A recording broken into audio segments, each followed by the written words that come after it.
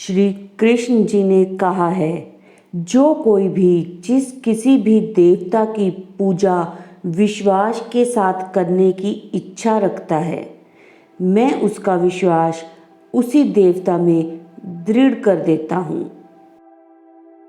नमस्कार दोस्तों, आज की कहानी है सब कुछ प्रभु पर छोड़ दो। एक साधु भिक्षा लेने एक घर में गए। उस घर में माई भोजन बना रही थी और पास में बैठी उसकी लगभग 8 वर्ष की पुत्री बिलक बिलक कर रो रही थी। साधु का हृदय करुणा से भर गया। वे बोले, माता, यह बच्ची क्यों रो रही है? माँ भी रोने लगी। बोली, महाराज जी, आज रक्षाबंधन है, मुझे कोई पुत्र नहीं है। मेरी बिटिया मुझसे पूछ रही है कि मैं किसके हाथ पर राखी बांधूं। समझ में नहीं आता कि क्या उत्तर दूं। इसके पिताजी भी नहीं हैं। साधु ऊंची स्थिति के धनी थे। बोले, हे भगवान, मैं साधु बन गया तो क्या मैं किसी का भाई नहीं बन सकता?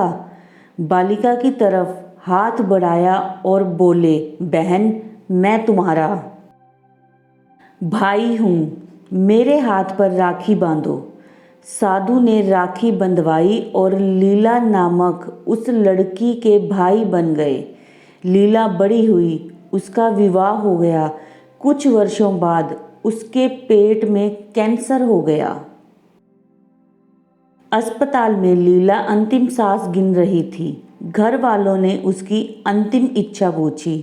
लीला ने कहा, मेरे भाई साहब को बुलवा दीजिए। साधु महाराज ने अस्पताल में ज्यों ही लीला के कमरे में प्रवेश किया, त्यों ही लीला जोर जोर से बोलने लगी, भाई साहब, कहाँ है भगवान? कह दो उसे कि या तो लीला की पीड़ा हर ले या प्राण ले ले। अब मुझसे कैंसर की पीड़ा सही नहीं जाती। लीला लगातार अपनी प्रार्थना दोहराए जा रही थी। साधु महाराज लीला के पास पहुँचे और उन्होंने शांत भाव से कुछ क्षणों के लिए आंखें बंद की। फिर अपने कंधे पर रखा वस्त्र लीला की तरफ फेंका और बोले, जाओ बहन, या तो प्रभु तुम्हारी पीड़ा हर लेंगे या प्राण ले लेंगे। उनका बोलना, वस्त्र का गिरना और लीला का उठकर खड़े हो जाना सब एक साथ हो गया। लीला बोल उठी, कहाँ है कैंसर? मैं एकदम ठीक हूँ, घर चलो। लीला की जांच की गई, कैंसर का नामो निशान नहीं था। घर आकर साधु ने हंसकर पूछा, लीला, अभी मर जाती तो? लीला बोली, मुझे अपने दोनों छोटे बच्चों की याद आ रही थी, उनकी चिंता हो रही थी, इसीलिए प्रभु ने तुम्हें प्राण शक्ति दी है। बच्चों की सेवा करो, बंधन तोड़ दो, मरने के लिए तैयार हो जाओ। ऐसा कहकर साधु चले गए। लीला सेवा करने लगी। बच्चे अब चाचा चाची के पास अधिक रहने लगे। ठीक 1 वर्ष बाद पुनः लीला के पेट में पहले से जबरदस्त कैंसर हुआ। वही अस्पताल, वही वार्ड, संयोग से वही पलंग। लीला ने अंतिम इच्छा बताई, मेरे भाई साहब को बुलाइए। साधु बहन के पास पहुँचे, पूछा, क्या हाल है? लीला एकदम शांत थी।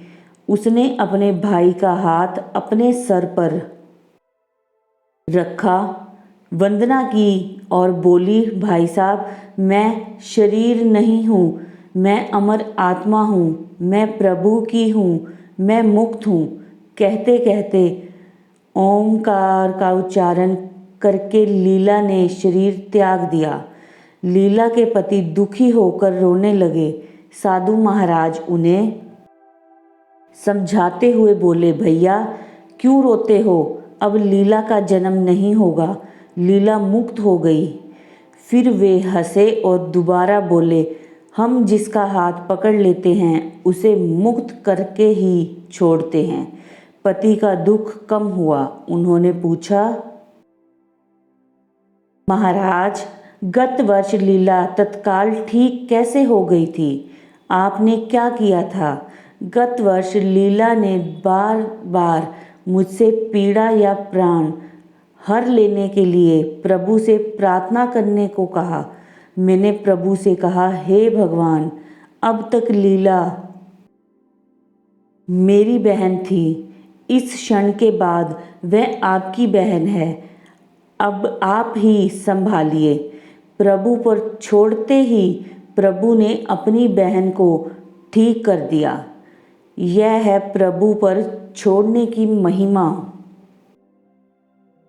ऐसे ही जब आपके जीवन में कोई ऐसी समस्या, दुख, मुसीबत आए जिसका आपके पास हल ना हो, तो आप भी घबराएं नहीं, बल्कि किसी एकांत कमरे में चले जाना और भगवान सतगुरु के चरणों में प्रार्थना करके सब कुछ उनको सौंप देना और शांत निर्मल हो जाना। फिर जिसमें आपका परम मंगल होगा, परम हितैषी परमात्मा वही करेंगे। तो दोस्तों, ये थी हमारी आज की कहानी, प्रभु पर छोड़ दो। अगर आपको पसंद आई तो कमेंट्स में जय श्री कृष्णा ज़रूर लिखना और हमारे चैनल को सब्सक्राइब करें, बेल आइकन को दबाएं और हमारी वीडियो को अपने दोस्तों के साथ ज़्यादा से ज़्यादा शेयर करें। धन्यवाद।